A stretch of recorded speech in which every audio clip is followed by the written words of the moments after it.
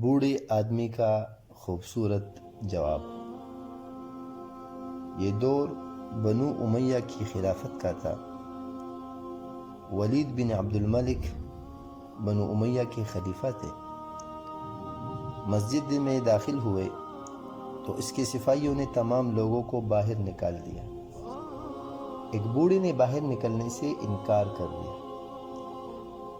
وہ اسے بزور نکلنے پر مجبور کر رہے تھے کہ ولید کی نظر پڑ گئی۔ ولید نے کہا رک جاؤ۔ پھر وہ خود بوڑھے کے پاس چل کر گیا اور کہنے لگا بابا جی آپ کو مرنا پسند ہے؟ بوڑھے نے کہا امیر المؤمنین ہرگز نہیں، میری جوانی اپنی تمام تر شر کے ساتھ ختم ہو گئی، اب بڑھاپا اپنی تمام تر خیر اور برکت کے ساتھ آیا ہے۔ میں جب بھی اٹھتا ہوں الحمدللہ کہتا ہوں، جب بیٹھتا ہوں تو بھی اللہ کا ذکر اذکار کرتا ہوں۔ مجھے یہ پسند ہے کہ یہ دونوں صفات تا دیر باقی رہے۔ ولید بن عبد الملک وہ مسکرانے لگے اور اپنے سپاہیوں کو کہا کہ اس کو چھوڑ دو، یہ مسجد میں ہی بیٹھا رہے۔